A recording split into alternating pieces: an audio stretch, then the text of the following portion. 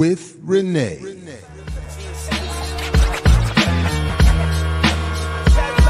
Yo. We wait all week and all day for more Saturdays with Renee.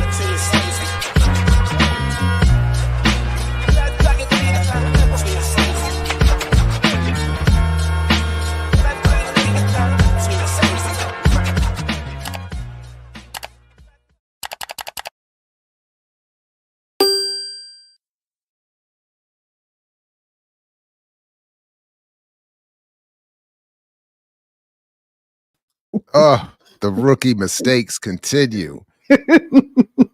What's up, world?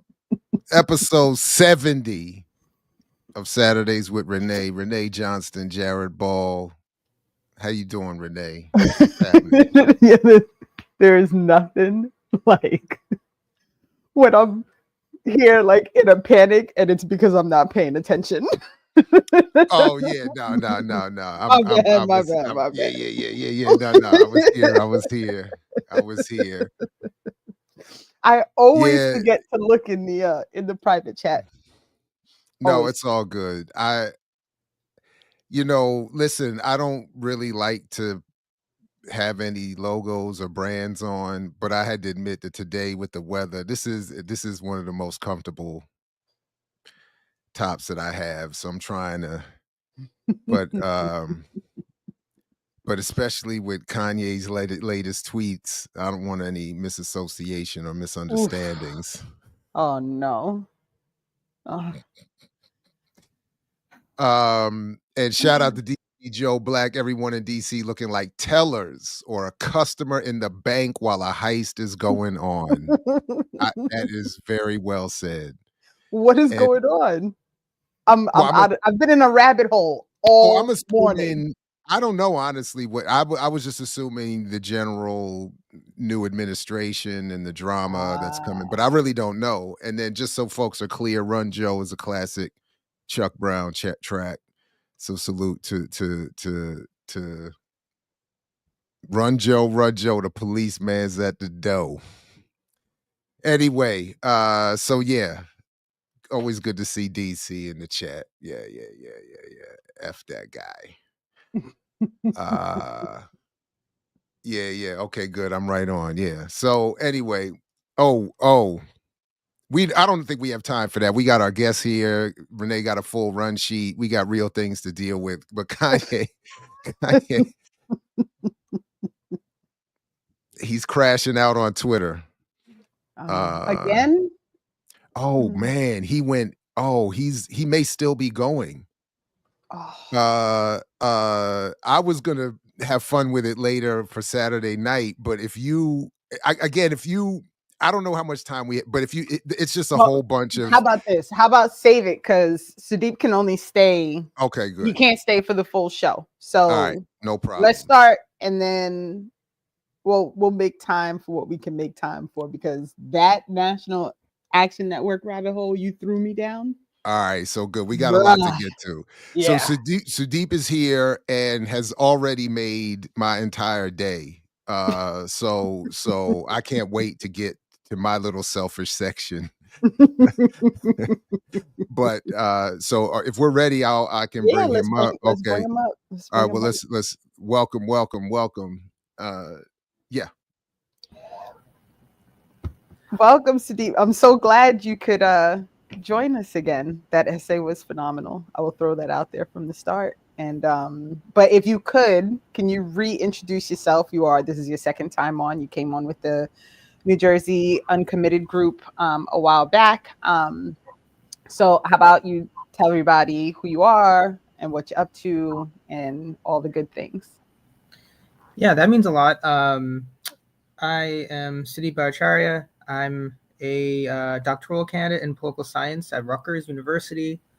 The essay I wrote is a major part of my dissertation work and what I focus on, like unpacking the tensions and opportunities between African Americans, Latinos, and Asian Americans, pretty much. I'm also part of the DSA's editorial committee rather recently. But so Also, people can find my work at places like Protein Magazine, which is a great spot. Black Agenda Report. I've written, actually, for the Uncommitted, one of our pieces that I co-wrote with Martina, who was here with me last time. That's at Black Agenda Report too, and a few other places too, including, of course, now Iskra. But yeah, and also union member and organizer. Well, the last year's been rough, but I guess still an organizer. But and thank you for having me. Welcome. No, welcome back. Yeah. I mean, Jared was so excited. I think you should start, Jared, because I really just read the whole thing and I was like, my man Sadeep, he got it all covered. No, I mean, let's start with you. First of all, the book from which this essay is taken, The Hampton Reader from the Academy to the Streets, Notes from a Working Class Think Tank. It features a number of essays, including folks that we are familiar with around here.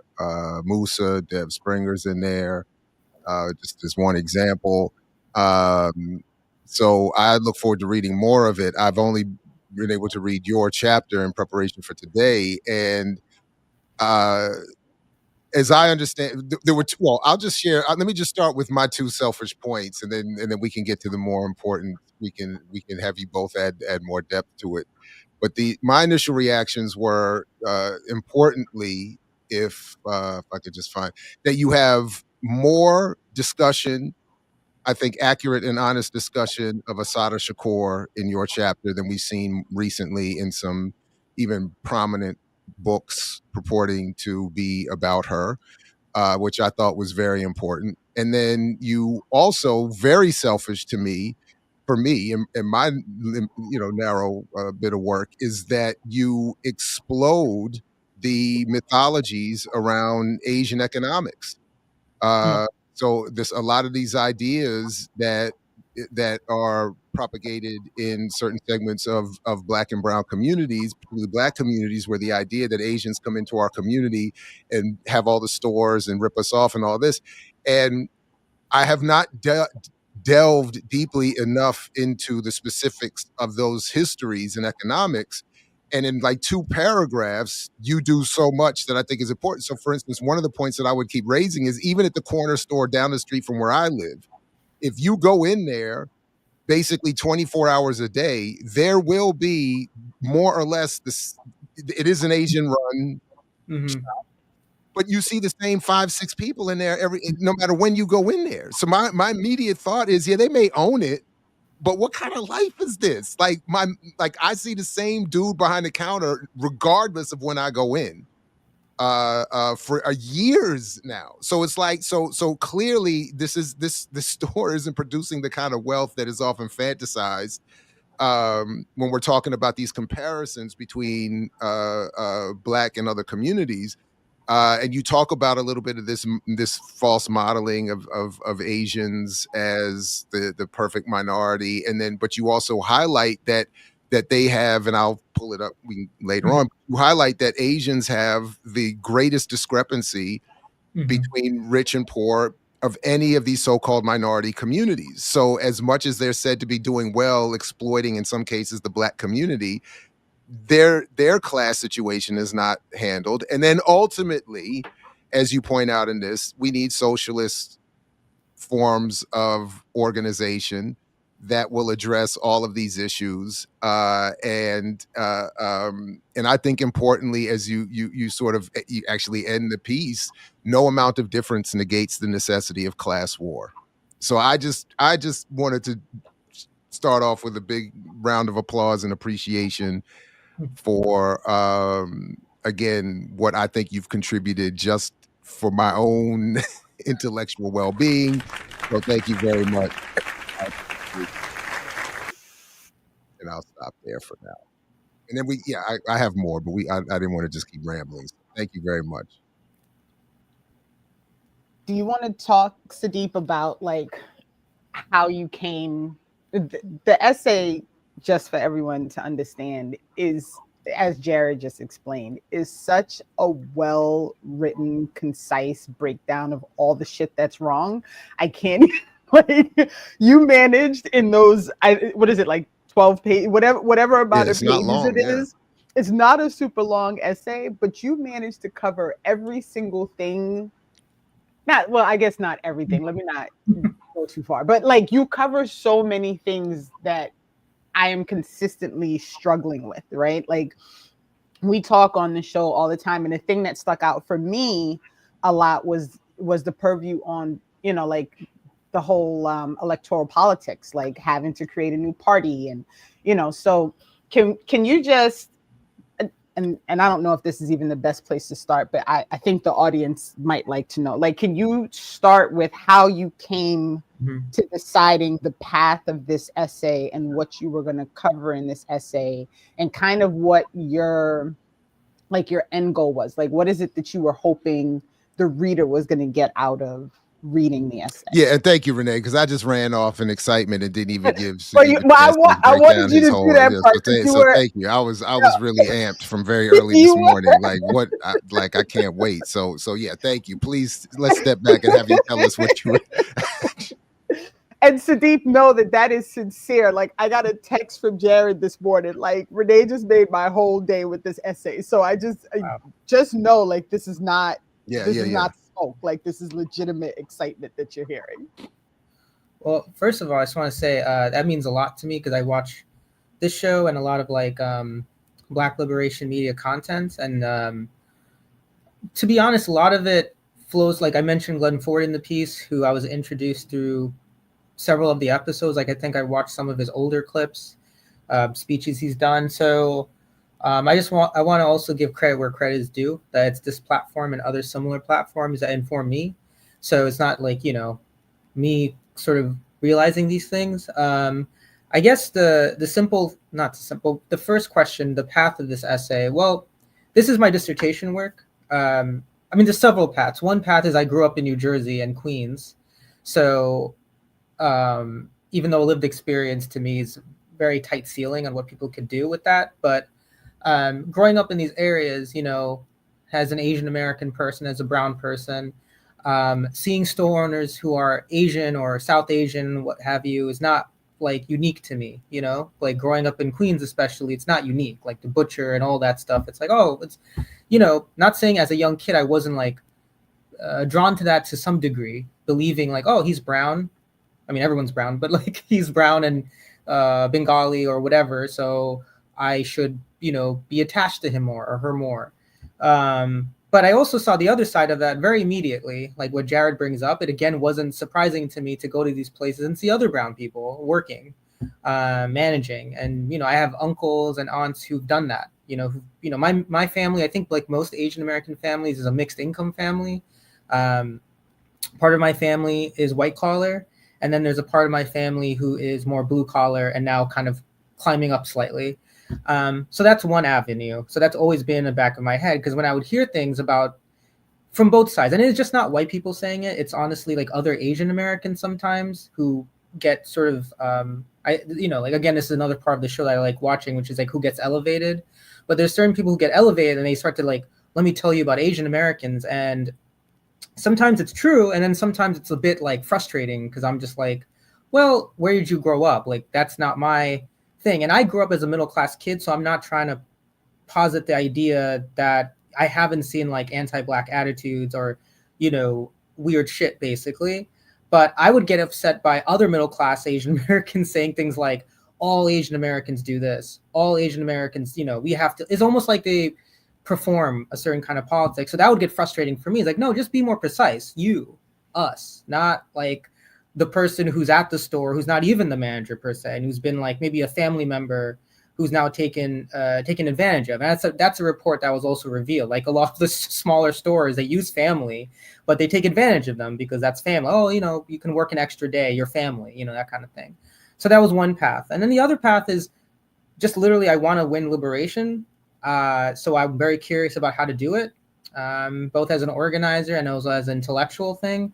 And then fast forwarding, this is part of my dissertation work, the unpacking of even the claim of non-white, it's complicated because, Latinos and stuff. So it's about unpacking all these things I think we need to unpack. One of which I've realized is the understudied phenomenon of like Asian Americans per se. Like I do want to say in social science, there's more study of Asian Americans. There's AAPI data, which is run by, I think, Kartik Ramakrishnan and Janelle Wong. They're both like incredible political scientists. They do a lot of stuff on data, like opinion polling of Asian Americans and stuff that's been going on for maybe well over a decade now. But there was a big void sometimes. There was just not a lot of information with Asian Americans. So anyway, all this to say, my dissertation speaks to these things. My own interests as a Marxist-Leninist speak to these things, and just my own experience with certain people speak to these things. And that's what landed me to write this essay. And I guess the end goal of the essay was twofold. One was actually to have me summarize my own work. Because like I said, my dissertation is big, so I'm still writing it. And then I have other essays that have been published on similar topics. And every time I'm doing it, part of me is obviously thinking I have a conclusion, and another part of me is legitimately creating provocations for myself and for the audience in tandem, right? So this essay came at a good time because I think by then I've already been writing versions of this essay for a while, like longer essays, shorter ones. And by the time this essay came through and I was tapped to write something by a friend, I was like, yeah, I'll just do something quick because I'm familiar with now the hits, like the topics to hit.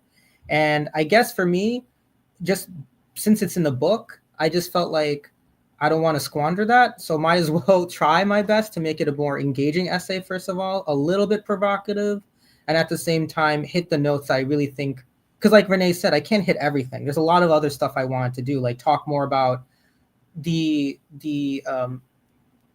baked into reality of like the people who organized for our freedom in America, Marxists and radicals, were always thinking of an international perspective. That is not as much in this piece as I would like. So there's a bit of that tug and pull, but at the end of the day, I just knew there are certain hits I need to hit based on also people I talked to. So that's so it was actually twofold. The point of the essay was to push me to do a better job. And then secondarily, if I was to give this to a person, like a friend who's maybe left-leaning, and I know many, I would want this to be their guidebook to access other thinkers like Asada and other folks, and maybe share something with their friends when they hear like, stop Asian hate with buy Asian products or something like that. So that was like a little bit of my intuition. No, thank you very much. Renee, I don't want to cut you off if there was somewhere else you wanted to take us. No, I don't really have, I have notes on my things, but I think now that he's given the background, you go. Well, again, I'll bring it back to my selfish overemphasis here, but this part here where you because again, let me just be more respectful of what you're doing here. The point, as I understood it, is to say, again, as I summarized initially, that all these different groups are suffering in a variety of ways. And you're not trying to propose some sort of oppression Olympics or anything like that. It's simply to say, listen, here is the different ways capitalism manipulates all of these specific groups. And then the only real solution is to move beyond the immediate suffering of the individual or community specific experience, and to say we all have to form some sort of coalition. So you talk about a party being built. So I do have a question around to what extent do you see the shortcomings or the positives of existing party structures or whatever. But specific to the point I was raising earlier, you stop for a moment to say, and I love the way you start this paragraph, Asian Americans, though oftentimes elevated by pro-capitalists. So you properly resituate and center the fact that who is promoting this nonsense and for what purpose. And you're saying that they're promoted as exemplars of the American dream, but according to the Center for American Progress, the gap between the Asian who earns the most and the Asians who earn the least, is now the largest compared to all other major racial ethnic groups. You have the citation here for any of us that want to follow up from something published um, in 2016 with other. So anyway, I just wanted to, and then you point out that this discrepancy, also saying that researchers found that 23% of Asian New Yorkers lived in poverty in 2020, comparable to the rate of poverty experienced by Black and Latinx New Yorkers, and higher than the citywide average of 16% of all New Yorkers. So just again, for all this stuff about pitting these communities against one another, having the poor Black customer show up in front of the relatively equally, if not more poor Asian worker, and then saying, but because your store is in our community, you're the one ripping us off, and or telling other poor Black people we need to be more like them to get out of it, and never pointing at the fact that, as you started, this is all a pro-capitalist mythology and structure and reality that is being imposed on us. So I can follow up the question about parties, but I'll at least stop there for a minute if you wanted to say more or elaborate or respond to that in any way. Yeah, well, first of all, again, I just want to say I knew coming on the platform would be fruitful, because I do feel like I would expect here to notice those things. So I appreciate that, because I get excited talking about Asian American myths, both promoted by non-Asians and Asians themselves. And the reason why I said pro-capitalist and not just capitalist, because you can have like Asian Americans who are workers themselves, even if they're white collar, who promote the myth, who, like you said, we're doing well. We're not like quote unquote them. So, this is how we do our thing. And then other folks who, like you just said, like Black folks who might be working class, who also be saying we need to be like them. So that's why I intentionally use the phrasing of pro-capitalist. I do want to also elevate a book that talks about the tensions, though, like the Red Apple boycott of the early 1990s during Mayor Dinkins' time. There's a famous book by Claire Jean Kim called Bitter Fruit, where she talks about the way that you had African Americans, Haitians, who were boycotting Korean-owned stores. And in that book, she rightfully condemns the Korean-owned stores for running towards cover among the liberal and conservative elite at the time. Because that issue, yes, that issue was something that some Korean shop owners didn't want to look inward, right, about their racist attitudes towards their customer, because that's real too. Like, none of this is to suggest that this is all a smokescreen either. There are real interactions that speak to people's frustrations. But I think what I'm trying to do, which is from Claire Jean Kim's analysis, but let's look at the material start of that, right? It's not so much that, like you said, Asians are just coming into a certain community, even though they ultimately might become more predatory in a way, because the consumer base is trapped purchasing certain goods and services from these corner stores. But a lot of them are also themselves going to these communities because they couldn't get the proper loans to go into other spaces that were already taken over by whatever, Italian or whites generally. But the basic thing is, like, obviously the tension is that the Korean shop owners were racist and anti-Black, and were unwilling to budge. And instead of reaching out to members of the boycott group who were maybe willing to have a conversation, they again ran towards, I think, like the more conservative elements of the liberal elite class, which then defeated Dinkins' run for a second term. But again, for me, it's about thinking about, like, well, how do these groups get placed in these situations, right? The Asian shop owner, and for me, the Asian worker, who also gets obscured in this analysis, and of course the Black consumer, usually a Black worker. So that's where I'm coming from with this analysis. And the reason why the Asian stuff matters to me, it's not just a personal thing. Like, I do believe, other than the people I mentioned, there is still a lot of, or there's a lack of public books on this stuff. There are some good books, like I just want to elevate this one, like Oyen Poo, Asian Americans Not a Color. That's a great book if you want to read more about Asian American politics. But there's also a lot of public stuff. Again, there's certain Asian Americans who get elevated, who, in my opinion, write about Asian American politics in a way that is also just not historically honest or materially rooted. And so that's why sometimes because in this piece, I could have gone with like talking more about Latinos or African Americans, but I knew if there is a void, there's going to be one for the audience pretty much about Asian American stuff. So that's why I emphasize a broader issue of class through the Asian American experience. And then elevating the fact it's not just about our groups being pitted against each other.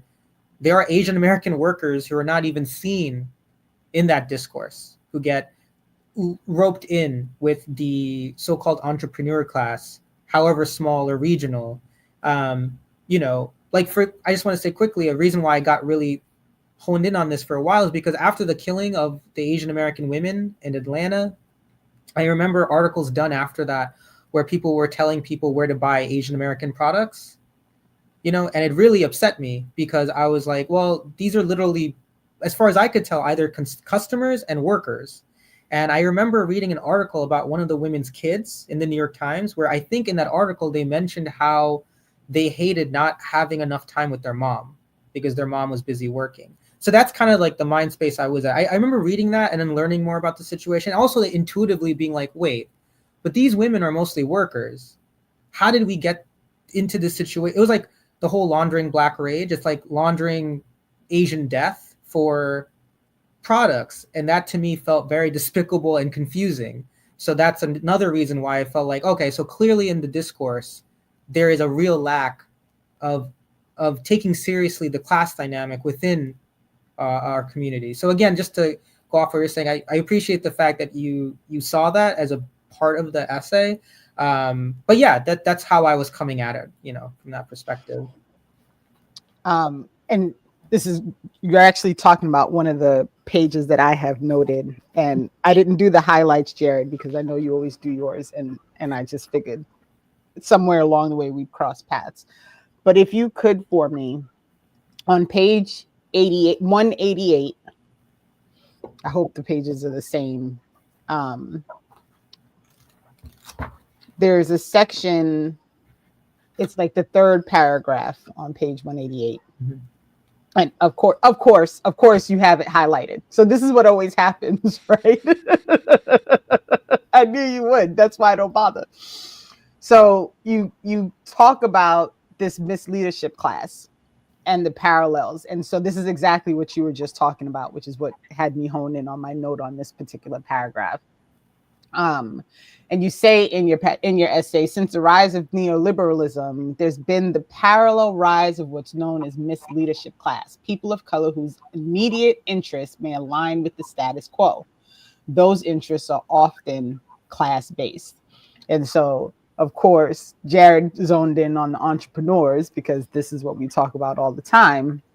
But I thought this was a very clean way to make clear that part of the problem is you have all of these people who are profiting off of the problem, right? Mm-hmm. And so, you know, it's like health insurance and all these companies, right? Like their profit is off of the illness and treating the illness. So there's no benefit in fixing the illness or eradicating the illness because then they can't make their profit because their profit is literally off of giving pills and whatever things they have to maintain while you're sick.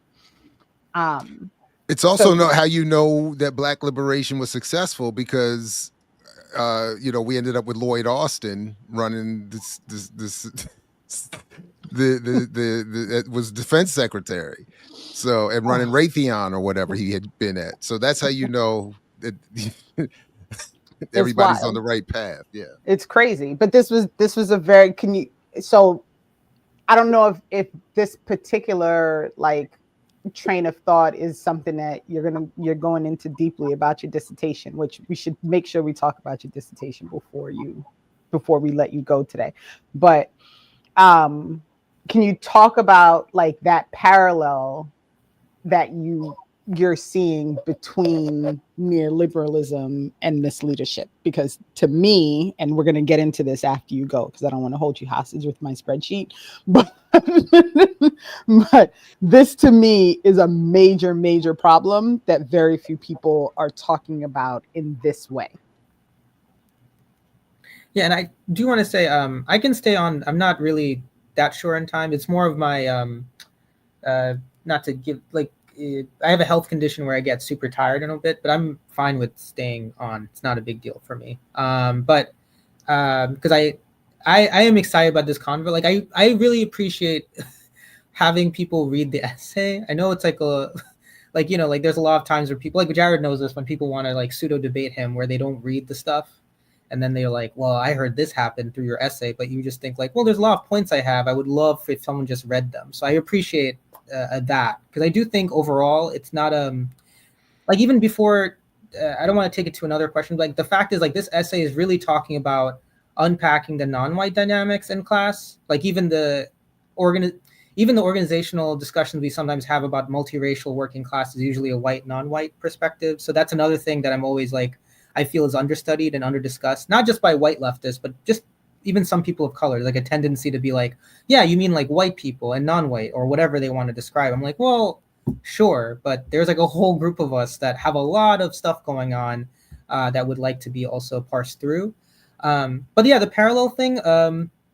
So again, it goes back to trying to write about this in a very materialist way again. So it wasn't like the rise of these misleaders, and this is from, I think, Devin Springer's article about Atlanta in particular. So that was an inspiration for the term. It's not my term. But as they also say, it's not necessarily just like the wrong leaders or the wrong ideas flowing. It's more like because of neoliberalism's intention to grow the government, but for the sake of growing business, you will then attract, because of also the incentives for that, you will attract people willing to play that game, And so for those people who are willing to play that game, they will then either, doesn't matter what their motivation, doesn't matter how sincere they are, they will adapt themselves to fit that game. So that is where the class, using it loosely, emerges. And that's why I think it's a parallel relationship. It shouldn't be a surprise that as the American government is more of a vessel for corporate interests, that you have people of color who are pro-corporate in many ways, even if they pretend to be a little bit populist here and there. So that's where the class interests come through. I've seen it personally, like after 9/11 happened, I was like 11 or so, 12 maybe. It was a pretty terrifying time because of just the backlash against South Asians and Arabs. Like it was pretty terrible. And where I grew up has a large number of Arabs and South Asians. But I also remember as a kid, and then afterwards, witnessing instances of this kind of leadership where people would invite like city council members to temples or mosques. They would invite the police to give talks. And I'm not here trying to be like, you should never have done that, because it was panic time. So to say I understand it is one thing. I'm not saying I agree with it, but I understand how under siege people felt. But there's a materialist reason to that, right? Again, there's a limited set of options too politically in the neoliberal age, with the left being repressed. There is literally, even though we are growing now than before, there is still a lot left lacking. There isn't a lot of tangible interventions of the left in people's lives. And that includes those who might want to seek acceptance or power. So that's where I see the neoliberalism creating that incentive structure to create these sort of instances where, yeah, if you're a pro-corporate guy and you're a person of color, that's the way to go if you want to climb up the ladder. If you're maybe under siege, you might want to talk about rights in a certain way that gives you more cover, rightly or wrongly. So that's where I was making that sort of connection between the two, right? And the same thing with entrepreneurship. There was a lot of, again, during that time, there was a lot of like defending stores. I mean, stores were being attacked. I'm not diminishing that, but there's still a logic of neoliberalism attached to it, right? Like there wasn't a push to expand the public. There wasn't a push to expand like unions, for example, as the true like force that would help people in these stores. It was more like, well, this store got attacked, so we need to defend it. And that was the end of that, right? So I think that's what's happened. And then you have also South Asian lawmakers in the region, local or otherwise, or pseudo community members who are maybe well known in the community, who would also then say, hey, what we need to do is donate to this politician, or show allegiance to this corporation, and then that's our way of getting accepted. So that to me speaks to the neoliberalism's like shaping of the political landscape. Yeah, I mean, Yeah, that right about on. covers it for me. Well, I mean, if we can, we talk a lot about electoral political strategies, movement, and ways to address the landscape. And I did want to ask you to talk a little bit more about how you conceive of a political party that you say we need. When you look at the landscape, what do you see that is working? What is not working?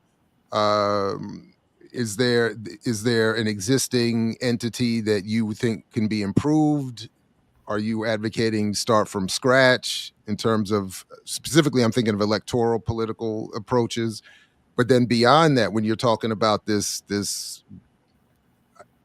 I guess for lack of a better way of putting it, because I don't have it in front of me as you wrote it, but this broad coalition.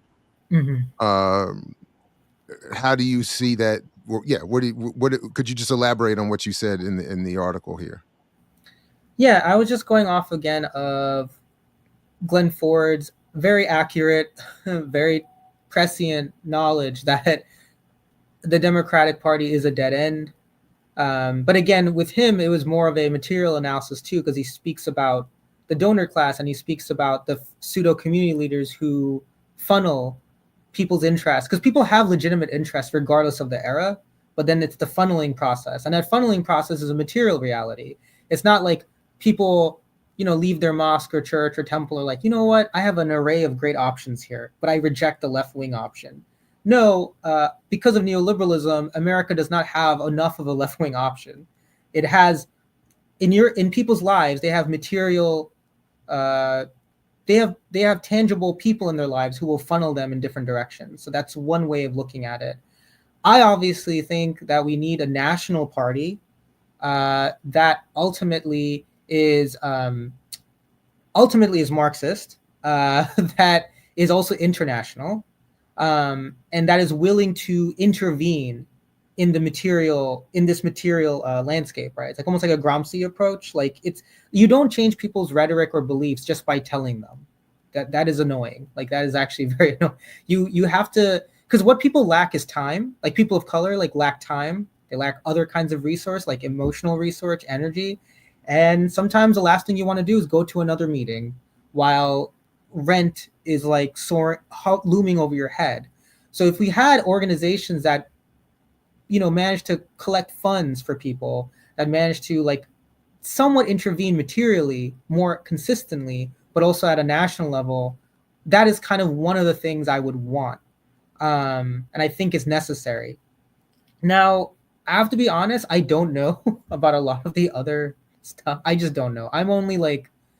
I'm still at the beginning phases of figuring this stuff out. I think I would be very skeptical of anyone who pretends to know what the national party will need to look like, because I've never even been to the West Coast yet. I'm just from the Northeast. So I don't want to be the kind of person who's like, well, this and this and this need to happen. Politically, I do think people need to create a party where people will be politically developed to be internationalists. But other than that, I'm not entirely sure. I know some other bare elements need to happen. I don't think necessarily we need to start from scratch. I do think we have elements that could be woven together if we were more serious about it. Like I said, I'm a member of the DSA. I know you had John on here last week, and he's actually a part of the same caucus I'm in, Red Star. And I don't know how to, I want to be like humility in this, but the DSA is, it's doing enough that it can with the number of people it has, and it can do a lot more if it was doing some things also differently, if that makes sense. So there's that tension between the two. But at the same time, I don't think we need to scratch the DSA either. There's the PSL, there's labor unions. So I don't even think we're at the point of creating a party, because we still did not create the civil society we would need to even keep that party in check or have it become a real force. So I personally don't know. All I know is that I want to see something bigger, and I want to see something more radical explicitly, and I also want to see something that is truly invested in politically developing working people, especially people of color, in a way that, you know, aligns with their short-term interests and their long-term interests, which is ending the U.S. empire. Yeah. So the take. So let me just make sure I'm understanding you properly, which is basically the understanding that we have formations that are currently in existence that if they can get it together and really work, could possibly do something. But the biggest struggle is the force of which that they are fighting against, right? Because in order for anything to actually happen, you have to be able to exist within this empire, which is always my conundrum that I talk about all the time, right? Like you're living in a system which literally does everything it can to force you to remain within the system. And so there's this, you know, in order to fight it, you have to be a part of it. But then once you're a part of it, can you really fight it? Right? Like it's the never ending circular. I am glad that you brought up PSL because someone in the chat asked like what you thought of Claudia's campaign. And I think, I guess my question is always, and you know, my note for today is the after party. That's my hashtag for the day. And it's exactly because of what you talked about in your essay. You know, you specifically pointed out on like page 185. You don't have to pull it up, Jared. You talked about how after the uprising from George Floyd, people like suddenly transformed into deciding they had to support Biden because Trump was worse. And this always continuation and ongoing problem that we have of living within a system that can only survive if it keeps us struggling within the system, right? So let's say you could do anything that you wanted within an organization that you're a part of to make it do the thing, right? What is the big major thing that you think an organization could do right now that could give it, I guess, wings or whatever you want to call it, to actually be able to enforce some kind of like actual material change for people? This is an off the cuff question based strictly on what you just said. So I'm putting you on the spot because this is not in your essay, but I'm just curious your thoughts on it. Like with what they have now, what's available now. Yeah.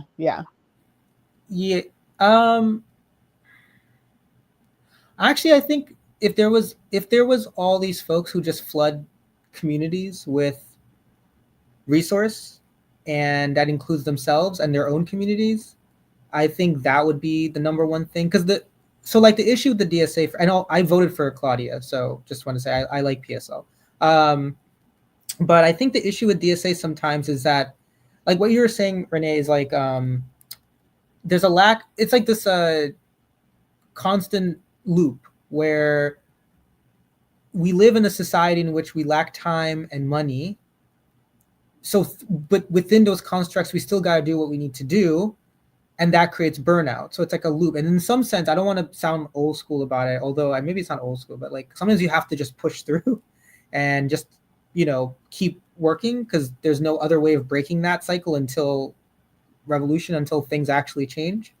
But there are also still issues within DSA that I think could be mended, and other groups as well. Like one of which is there has to be a consistent presence in all types of working class communities, including like Asian American communities that I don't feel still receive enough attention sometimes. There are organizations there that exist. So again, answering that, I think the other thing would be then to support these orgs too. Like there's one org called it's called CAV, Organizing Asian Communities. And there's another called DRUM, Daisy's Rising Up and Moving. They are in Manhattan's Chinatown and in Queens. If there was enough, if people just fund, like instead of political candidates who probably, you know, won't win, I think it'd be nice to like give money to these groups instead, and have them do some of the work, and then we kind of like learn from them, and see what else we can do with our time, right? So that there are groups in there that if I had one ask, it would be like, or one thing would be like people just flooding them with resources so they can also keep doing what they're doing, because there are organizations trying to pull together a working class that's not just multiracial but radical in some sense.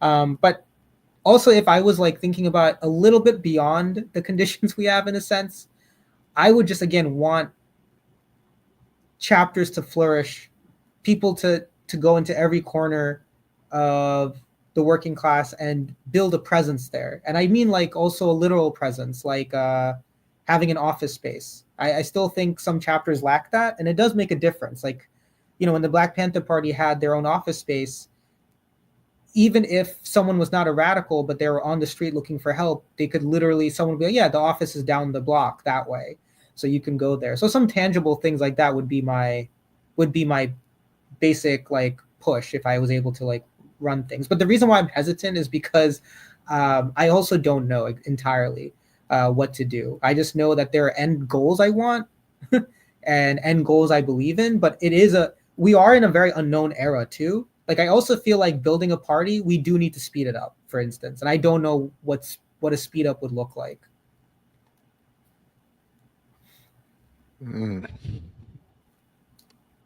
Yeah, I don't know. I was just looking at that page again from the section opposition and co-optation that Renee just referenced. And the one note that I did make in reference to you saying that in times of great uncertainty, most people usually develop contradictory or confused attitudes and perspectives. The only thing I wanted to just add and emphasize in that is that struggles over public opinion are more severe today than ever and more manipulated today than ever. So your point about these evolving confused attitudes, they are encouraged. Whatever natural tendency might occur in these moments of repression, we're given every opportunity on a daily, almost minute by minute basis to I keep using Dylan Rodriguez's liberal counterinsurgency, but we're just invited constantly into some form of corrupting our politics, being co-opted, self-censorship, all kinds of things like that. So yeah, but I really, again, you did a lot here in so few pages. So I just wanted to add that little bit of emphasis, and yeah, that's it really. Yeah. Sorry, I started talking and I was still muted. Yeah. Go ahead. My bad. So another point that you made in the essay that I thought was really important, and I think in part because we've been having so many conversations about like John Hope Bryant and this whole thing with like, you know, like the way towards freedom is through financial literacy. So on page 183, you make a point about the government programs that were put in place in order to ensure that there's a white middle class, right? And so, and then how those programs, of course, always end up getting gutted when too many Black and brown people start to actually see. Jared, I'm telling you, this is this is why I don't do the highlights, because 99% of the time it's something Jared noticed. So it works out great. And so this is something that we talk about a lot, like this idea that you're going to use a capitalist system that intentionally works to upend anything that could actually be beneficial for people who are not white, right? Like this idea that you're then going to turn around and you're going to use, you're going to use capitalism and housing and mortgages and banks and all these things to improve the material conditions of a general community is absurd, right? Can you talk a little bit more about this, because it was very succinct what you did, and I feel like you could have wrote an entire book just on like this point alone. No, I'm giddy you mentioned that, because I actually like it when people bring it up, like when people believe it.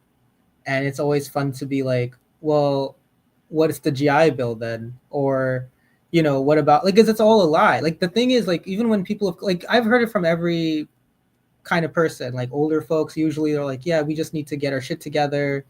Well, there's always like the claim, like some people say, like, we need to be, well, it's funny, like I've heard from a lot of Bengali folks, we need to be more like African Americans. They're united and they fought for things. And then I hear from older African American folks talking to me about like Asian people. So they're just like, yeah, they got their shit together, they're united. And from both ends, I'm like, sometimes I don't say anything because I'm a young person and I just feel awkward, but I'm like thinking in my head while they're telling me this, while they're doing laundry or something, and I'm like, but you guys like led the civil rights movement. I don't know if that like and all these other instances, like, I don't think that's true. Like there is unity to be found from both ends. And the same thing with Asians. Like there's a lot of stuff that we did and didn't do, but there's also a lot of instances of just like working through the shit and being like pretty united on things. So that's one thing I always get annoyed by. But the other thing is they parrot, I think this is the conversation, they parrot implicitly so white conservative talking points about history. So it's like, well, it's not like white people, because it's weird because they still admit that they're racism. They're like, well, white people are racist. That's why we need to do our own thing and build autonomy. And this is how they got their shit together, is by not caring about other people. And it's like, yeah, sure, there's an element of that for sure. But you understand that that for a large period of time they were really poor. And then, certain people got into power and then began creating literal government programs that helped hire them and place them in certain positions, right? So I actually find that exciting to bring up because it's kind of like fun a little bit to be like, well, that's not even true.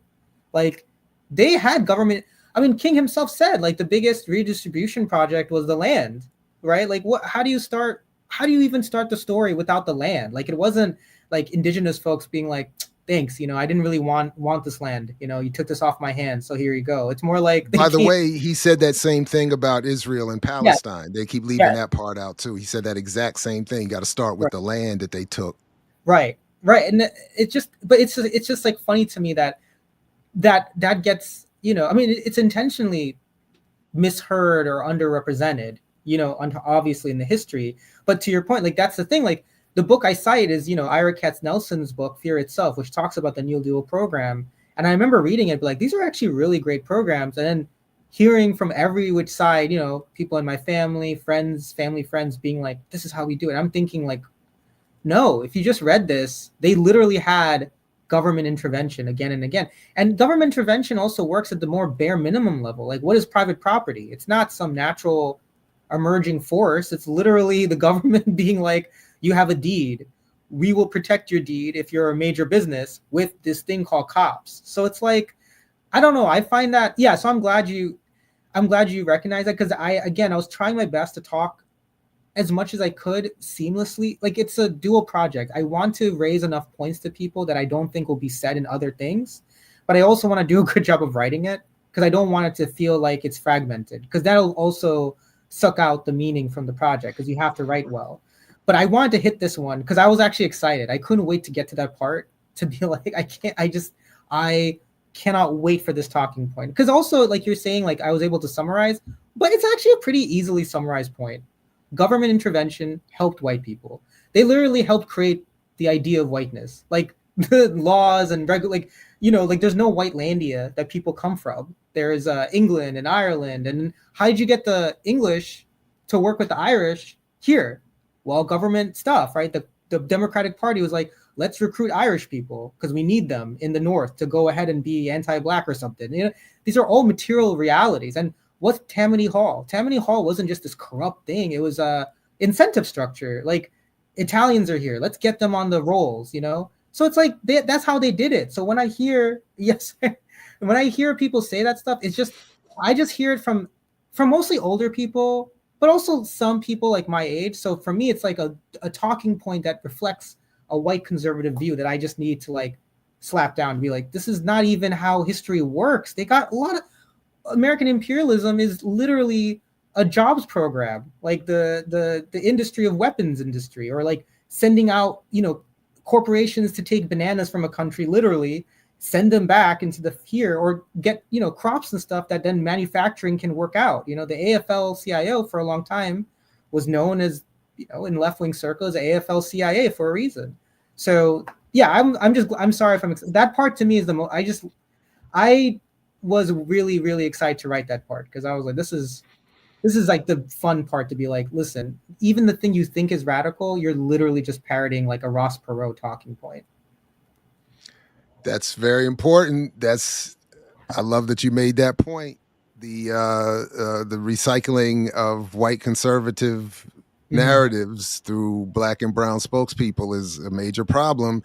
And the GI Bill, I mean, again, it has been that post Second World War moment has been cited routinely as part of the mechanism that by policy created the differences, for instance, between Black communities and Jews.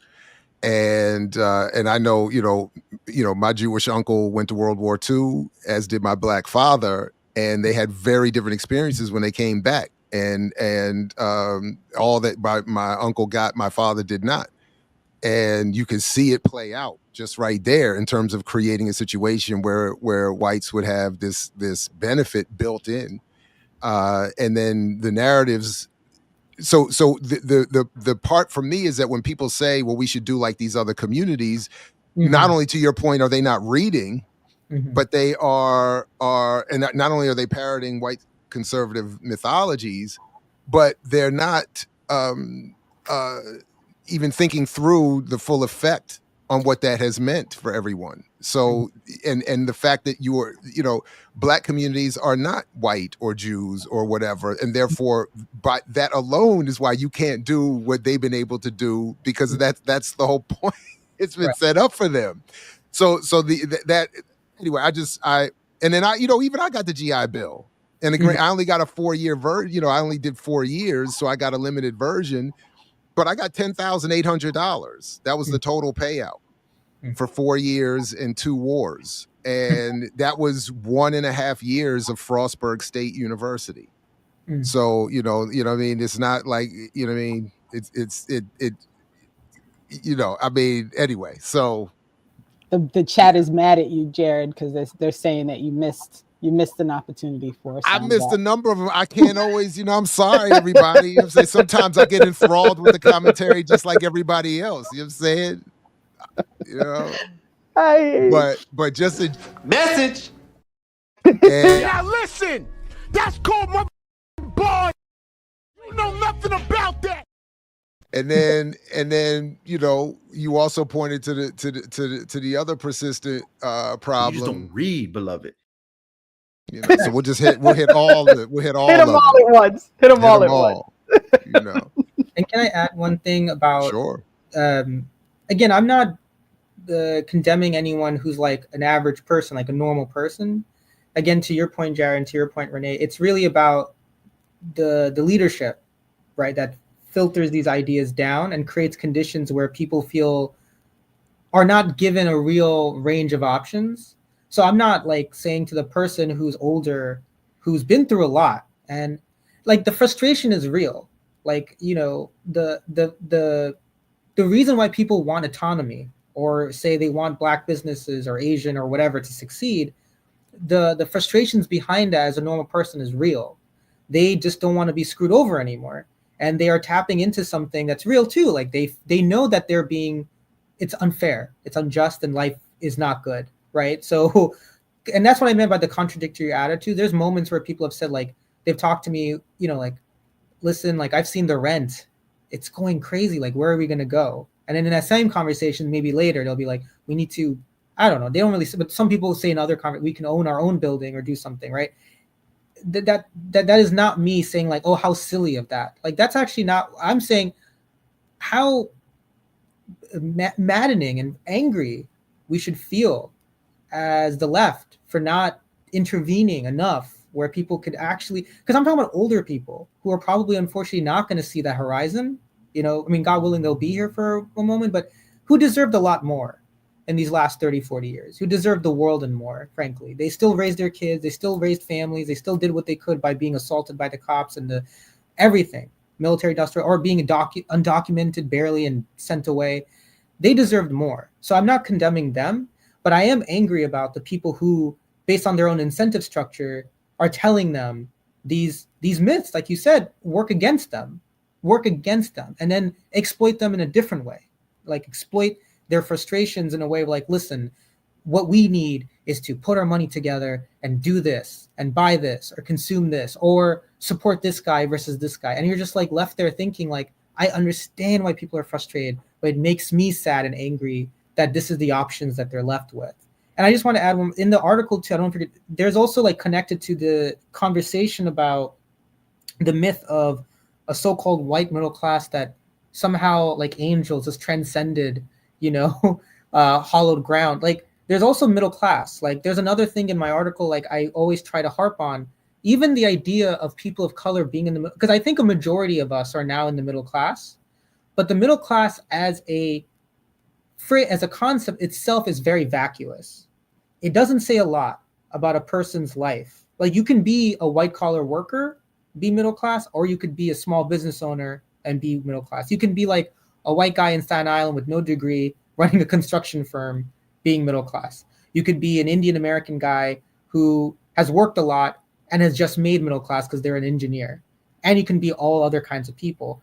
And if you look at the data, there's a lot of precarity in the middle class among people of color, especially for African Americans, Latinos. Like, so there's like a lot of like fluctuating between being sort of in the middle and then going into the lower middle, maybe dropping further, maybe one while climbing up. So that's another thing I also wanted to disabuse the notion of, that there is safety under capitalism and in these sort of spaces. There's no safety.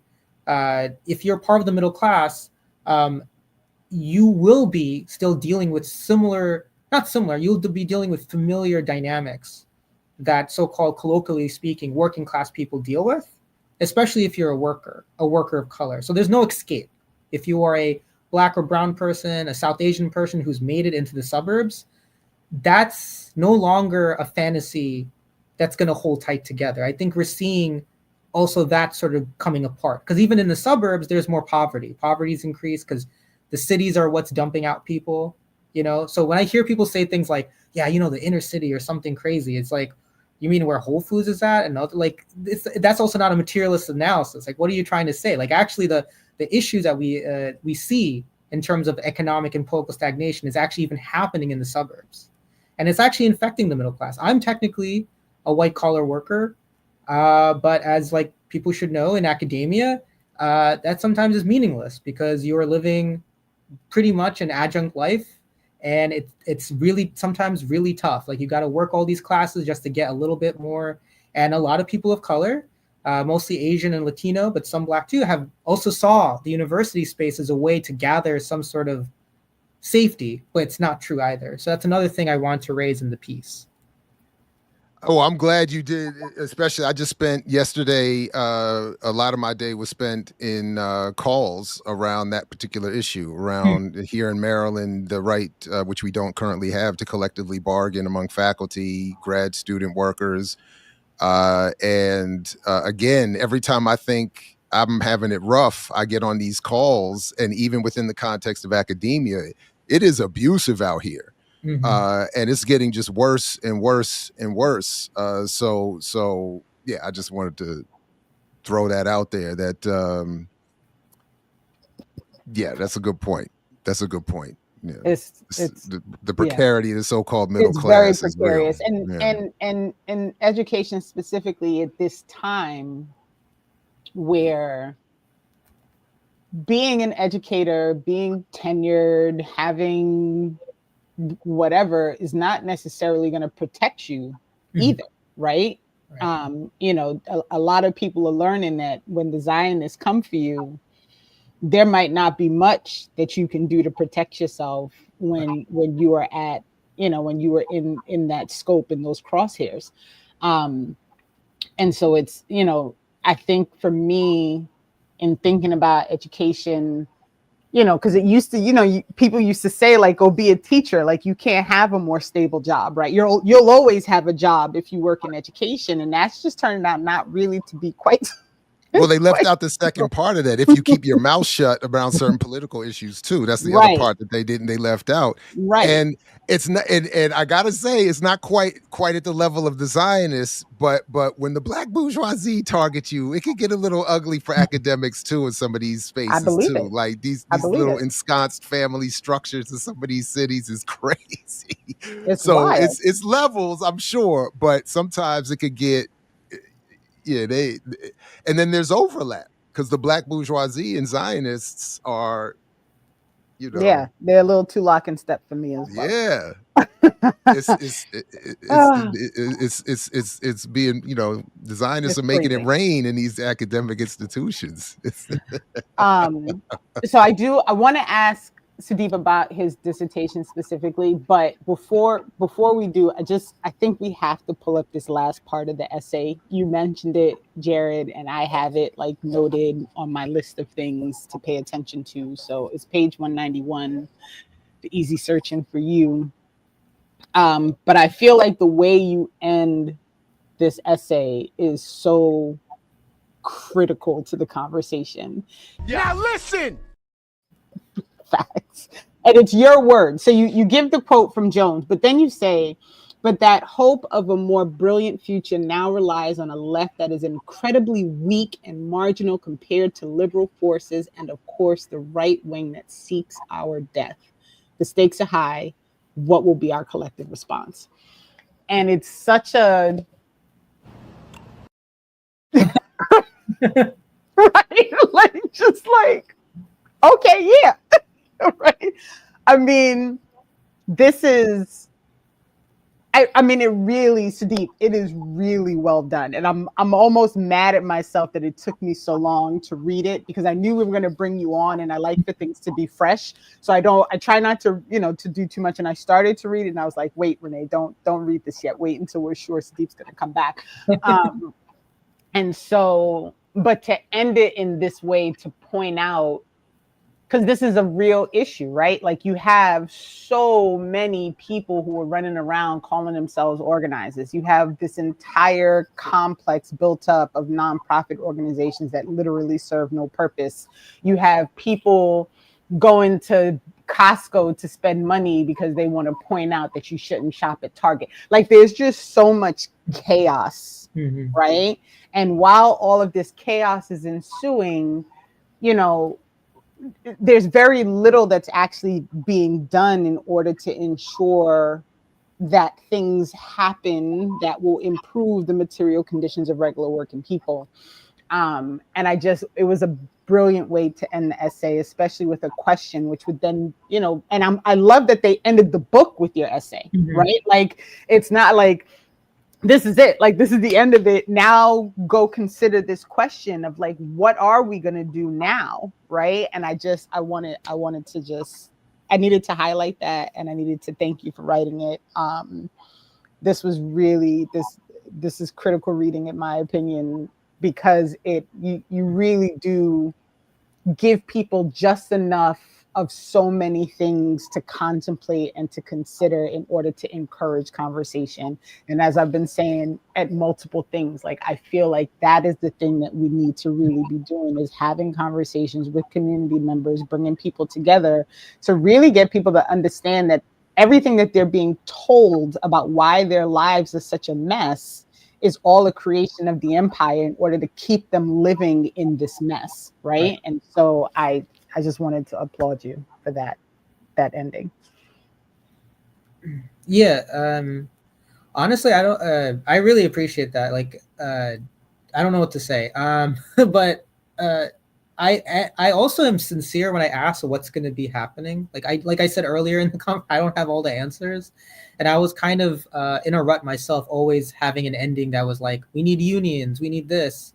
After a certain while, I was like, well, what else do we need, to actually speed up the process of the kind of change we need. So yeah, I appreciate the fact that you appreciate me. Like it's weird because it was also a provocation for myself. Like I'm not the kind of writer who's like, I just write for myself. I think that can be a little bit pretentious. Like you do need you do need an audience to like your writing. And I felt like certainly asking the question was asking myself something, but I also thought, like you were saying, Renee, like maybe for the reader, it would be a little bit of a, I don't know, it would leave them in a different feeling, a different place than maybe a standard essay that's like, and then, this happens, this needs to happen, and we will win. And also, I do, to use an educational term, I do scaffold the rest of it. So it's not like leaving it completely blank, right? I'm not like doing a thing where I'm just mentioning problems and not having offered anything. Like I did talk about the party, but again, like I said earlier, I don't know what kind of party will need to form in the current context. But yeah, and just lastly, no, but just for this thing, I really want to quickly also just encourage people to read more of Claudia Jones's work. She was this really incredible theoretician, a Marxist-Leninist, and I think she does an incredible job of dealing with problems we see now. And so that's why I also wanted to end with a quote from her, because she is a big part of my dissertation work and my inspiration in terms of the theory building that's coming from my analysis. Okay. Noted. It's written down. Can you talk a little bit? There's some questions also in the chat that I'll pull up in a little bit. I think Jared had to go run and do something, but can you talk a little bit about your dissertation and kind of where you are in that process and, that the general stuff, if you don't mind? No. So my dissertation right now is a qualitative study of just so in social science, there's been a growing amount of research on unpacking the non-white divide. So like I said, usually it's been, when we're talking about politics and the future of American politics, it's usually done between white and non-white. For me, I obviously think that's very, very limited, especially as the country is obviously becoming less and less white.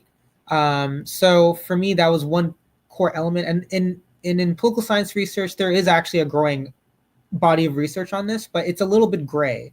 Some research show, like Efren Perez, who's a political scientist, show that more people, Latinx and Asians too, are aligning themselves behind the label of political people of color, for example.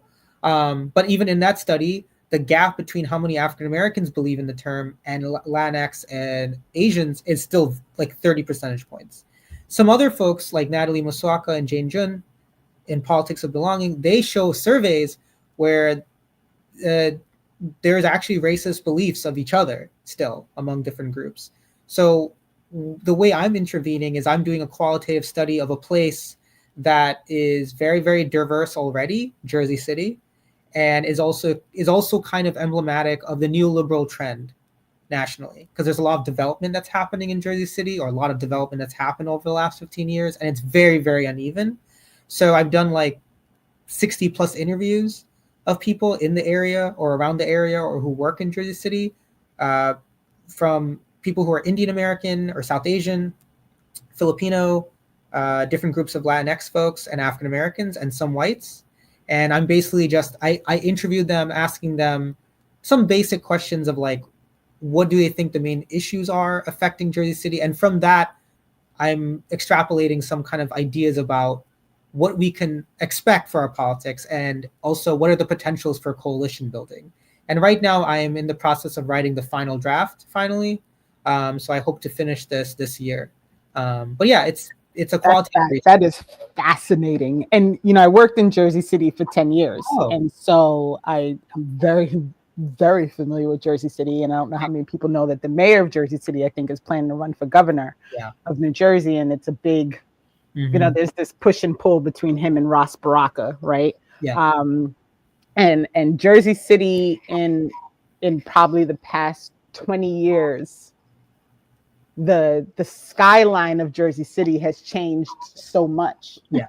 Right? Like the building in Jersey City. But let me not get too far off track. I didn't realize that you had done that in Jersey City. So I can't wait to read your dissertation. I'm very excited about this. But we have some, Jared, did you have anything else that you wanted to ask? Because we have some starred questions in the chat. And we can move on. I'm good. Let's see. Montgomery County Asian families versus Calvert County, that's here in Maryland, Asian families, income, education, and education access differences indeed. Neoliberalism seems to be transforming or being swept away by what Jody Dean calls neo-feudalism or accelerated fascism. Or over the last month, how do these changes affect the landscape? Something I'm going to be similar I'll be mentioning later tonight is what some are calling techno-feudalism as the post-capitalist. What I was saying, like if Marx was saying that capitalism is supposed to beget socialism, the right wing has said, nah, motherfuckers, it's supposed to beget techno-feudalism. So, but yeah, either of you want to take a shot at this particular point from Craig or question? How do these changes affect the landscape? I'm gonna let Sadiq. Well, I was gonna let Sadiq if he had, because look. Whenever we start, I struggle with all of these like definitive terms that, you know, like in the end for me, there's so many words that are being created and used to basically explain like capitalism kills, and they just want you to go to work and die, and so I don't. But I'm also, you know, I don't know that I'm like the educator type who like uses all these terminology, and not that the question is bad, but honestly, like I struggle with, you know, this whole like neoliberalism, neo-feudal, like all these things. It's a struggle for me. So I'll let you do this, Sadiq. Sorry, I'm just writing down the notes. No, it's all good. Take your time. I don't know. I haven't read Techno-Feudalism yet. I know Yanis Varoufakis has also written some books about it. I think I have Jody Dean's book. Verso sent me a copy, so I'm planning to read it. I don't know. I just wrote down some immediate thoughts, which is Trump is still a neoliberal. I think he's just a hard right variety of it, because if you look at his first administration, he did everything a neoliberal would want. And he's also gutting things left and right now.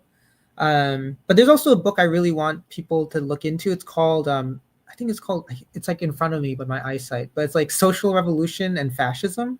And it's by R. Palm Dutt. He was we had to read this book in our Red Star caucus, so I give credit to my caucus. But he was a half Swedish, half Bengali, British guy, one of the leading theoreticians of the British Communist Party around the 1930s. And he wrote this book that I think has a lot of echoes to what we're seeing too, in terms of just class conflict, but also just the boomerang effect of imperialism, right? In many ways, like what Fanon talks about in some sense, like, you know, what we're seeing is just what colonized subjects have been going through. Yeah, it's really old. It's really, really old. Well, the Marxist archive or whatever has it. You can get the PDF for free. Right. So at least there's that. Yeah. So that's all I can say about it. I don't know, because Trump has only been around now in his second term for like, what, a week and a half? So, because there's always the rhetoric. I think one thing that Dutt emphasizes, there's the rhetoric and then there's the action. So he really studies the actions of fascists. So I know based on his actions last time that he's just a neoliberal straight up person. And he's more of a person who scratches the back of like regional capitalists like Sheldon Adelson and stuff like that. And then he has some antagonism against Jeff Bezos. But let's put some respect on his name, the late Sheldon. Yeah, right. How could I forget? Yeah. So his wife trading away Luca is great. But now that quietly is deeper. So to me, so again, a preview of something I was going to say later. Check this out. I think it's relevant.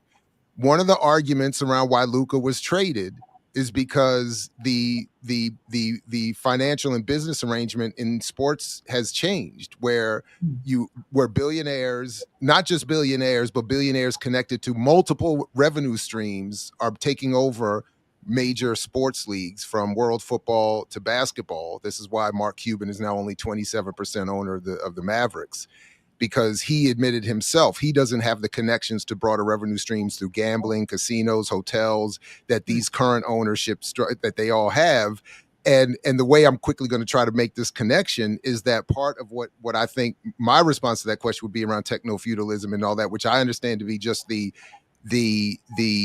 what we're seeing with Trump now, the behind the scenes arrangement where the owners of the latest in advanced technology, communicative networks, certainly surveillance capability like Palantir with Peter Thiel and all of that, they are using the overt symbol, pop culture, media, presidents to create an environment by which their technology allows their takeover of society in ways we're not even meant to see.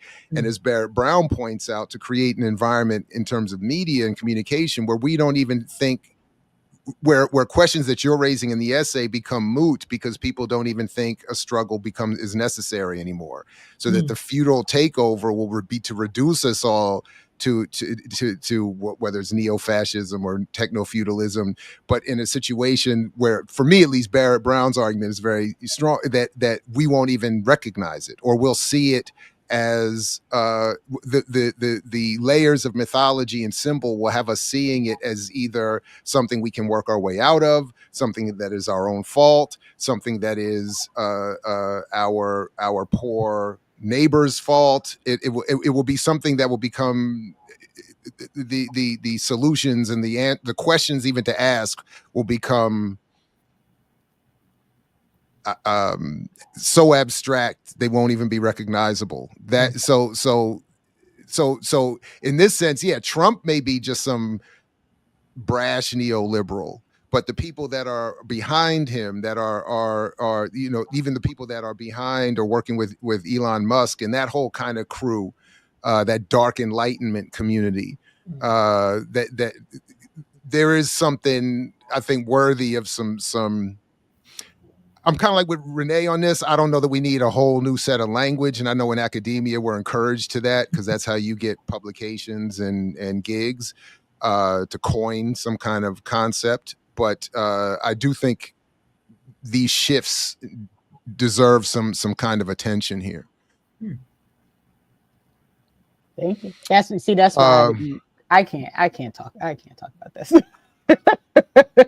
Well, here's one specific. Can y'all ask Sudip his opinion on Naxalites in India? Forgive me if I'm not pronouncing that correctly. I have no idea what's being asked here. Yeah, the Naxalites are Maoists in India. So my dad was my dad's side of the family, his dad, my grandfather, was part of the CPIM, the Communist Party of India Marxist, which is the dominant Marxist party still in India. And they ruled, or they won, several elections in West Bengal, which is where a large portion of my family originally is from. My dad actually did join the Naxalites for a hot second. So that was, it's funny because his argument, because people are like, oh, the typical father-son dynamic is like the father is like a conservative guy and the son is like in the 60s or 70s, like a hippie, is like, you don't understand, Dad. But in that family, in my family, it was my grandfather who was a CPIM standard Marxist, and then my dad was a Maoist and was saying, well, since the CPIM already took power, we need something else. He fortunately got out of it pretty early because there was state repression from the Indian army that was sent in to quell what was going on. But fast forward to that, I am not familiar exactly. I just know they're a bit weaker than they were. There's still a thing called the Red Corridor in India that I think I want to say is Jharkhand and a couple of states right below it, including West Bengal, a couple of areas along it. But there's still a Red Corridor, they call it, because these are a bunch of forests that are still have a pretty good presence of the Naxalites. And the Naxalites are named after, even though they're Maoists, they're named after a village where this uprising among peasants had occurred, I think in the 60s or 70s, called Naxalbari. Very legitimate grievances. And to this day, I think a lot of their recruitment comes from quote unquote indigenous Indians. Like there's a group of Indians called indigenous and they're called Adivasi, and a lot of women, because these areas are still controlled a lot by Brahmins, who are awful, and they're Brahmin landlords. So they also have been given state sponsorship by the Indian government at one point to organize their own militias to keep law and order. But this is why a lot of women fled, and this is what's sustaining the Naxalites to this day, even though they're not the same level they once were in the 70s. But yeah, my opinion is, like, I'm not a super fan of Naxalites. I'm actually more of my grandfather's background. I'm more like CPIM in a way, but I completely understand why they exist. And of course, I support them over the fascists who are organized against them. And there's a great documentary about them, I think, in Al Jazeera, if anyone's there, because the reporter actually interviewed some of the people leading the counter revolution militias. And when you see them talking to the camera, like, they just look like creepy dudes, and they're very, very scary. So it's like, makes complete sense why, no matter what the Indian state's trying to do, the Naxalites find recruits who want to defend themselves, not just intellectually, literally their own body, against these like really state fascist forces. Wow. Thank you for that. Renee, we are a little bit in a time crunch. Did you want to invite Sudeep to hang with us through some more as of your long run as you sheet? can, and just drop off when you feel like it's time for you to not to not be for a little bit, because there's plenty of overlap here. And yeah, there's a lot. Medieval 3.0. That's right. That's where we at. Okay. Yeah, let me know what you want to, what. So this is all your fault, literally, Jared. So last week when we were talking about the DEI project and Target, Jared said to me, Renee, you should try and find out if Costco is giving any money to National Action Network. So technically, I didn't say it that way. It's interesting you heard that. What I said was, it would be interesting if we found if those connections were made known, which was my way of trying to drop the inception on you, for sure. But yeah, it was your version of asking the question so that you could then say, well, I didn't really ask. I didn't really. I was just throwing it out there. But since you went ahead and did it, I mean, we might as well. Listen, man. So I fell so deep down this rabbit. I was like cross-eyed last night, and then I got up this morning and went back into the rabbit hole because I was trying to see how much information I could gather before the show started. So National Action Network, and just in case, before I start, just in case you end up having to drop off Sudeep before we end, thank you so much. Thank you very much. Your time and writing your essay and sharing it with us. And I really appreciate it. And we'll definitely have to bring you back because the audience is like, when's he coming back to talk more about this stuff? So we gotta. If I do drop off, I just want to say, Renee, like, I'm a big fan of the show. Like, I watch it a lot, so it really does. It took me by surprise, the positives. I mean, I'm not like saying, oh wow, my stuff, I know it's bad or something, but it really means a lot coming from both of you that this work, like, you caught all the stuff I was trying to do in a really tight space. So again, I'm just a viewer of the space, and I've learned a lot from both of you guys to like find these kind of thinkers and put them into work. So I appreciate that a lot. Thank you, Renee. Oh, thank you. I'm always surprised when people are like, I watch. I'm like, you do? Which is, I guess it's kind of silly. Like, obviously people watch, but I don't know. All right. So Jared threw me down the rabbit hole. He didn't send me down with a ladder. It took me a long time. I'm still actually technically down there, but I ran out of time before the show started. So here's the initial thing that I discovered about the National Action Network, which is it is not a regular 501c3 nonprofit. It is actually a 501c4 nonprofit, which means that it is a political nonprofit. It can give money to politicians. It can support political enterprises. Like it's not as far as a PAC, but it's in part a PAC. And so of the multiple things I discovered about National Action Network is this DC bureau thing that I don't actually know like what they do. But what you find on the National Action Network website is a lot of these types of things where they announce something and they talk about the thing that they're about to do or they did or they're thinking about doing or whatever have you. But I don't know what they're actually doing, right, to improve the material conditions of regular people. And so organizations like this really aggravate me. I I'm know I sorry, that can't, picture yeah, just looked. bruh, I can't. Yeah. And so, what I really see is a 501c4 that was created by Al Sharpton in order for him to raise money and pay himself. Like, this is what I see. So if you go to the next, and I don't know if you like my new setup here, Jared, on our run sheet, where the thing that I'm referencing is in red so that you don't have to try and figure out what I'm talking about. So the membership fees for NAN is basically like, I guess in part how they raise their money.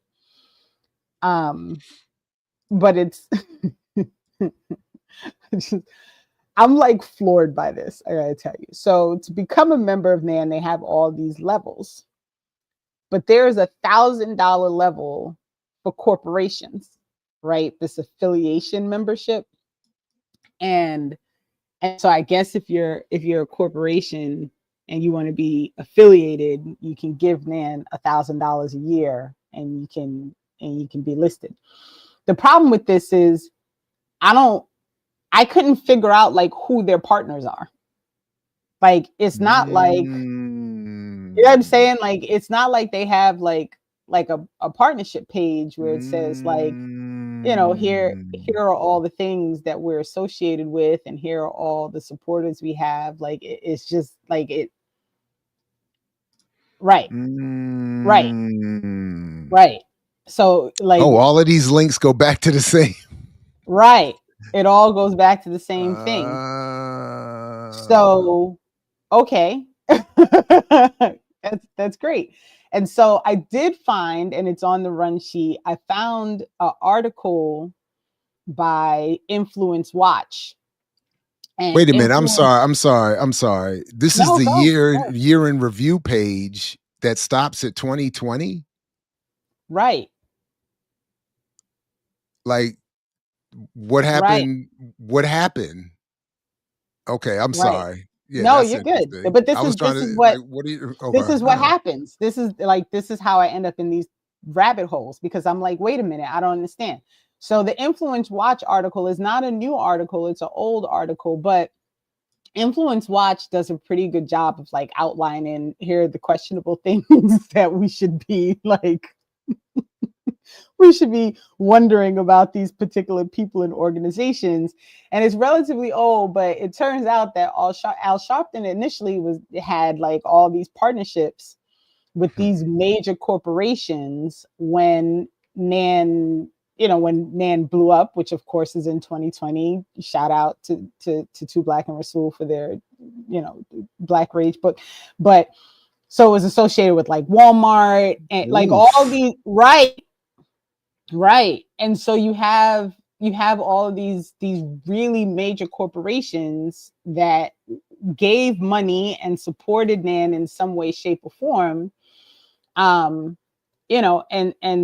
some of them are corporations that are associated with the whole dropping of the DEI thing, and I don't recall like any notice or mention by Al Sharpton that he used to get money from Walmart, right? I don't see any notice or information about the fact that he was taking money from Coca-Cola and Home Depot, who have deeply supported the Atlanta Police Foundation and the building of the Cop City. Damn, in right. 2016, he got almost 700 grand. Damn. Right. Man, I definitely went the wrong direction. I know. Every now and again, I'm like, I wish I was a hustler in this way, where I wouldn't mind like taking money for stuff to do things that I say I'm doing, but I'm not really doing. I just don't really have like my level of principle is just I just can't, like, I can't be that person. So Um, everybody, he NASCAR yeah, money. yeah. And like I said, the article, this particular piece is not new, but it says a lot about like the initial Look, this is, funding and I'm sorry, this is background of it, NAN. it's the Jesse Jackson model. Right. So in 1998, Sharpton attacked Pepsi and Macy for not portraying African Americans properly. So Sharpton cashed in with Pepsi hiring him as a consultant for $25,000 a year, and Macy's funding his national conference. Right.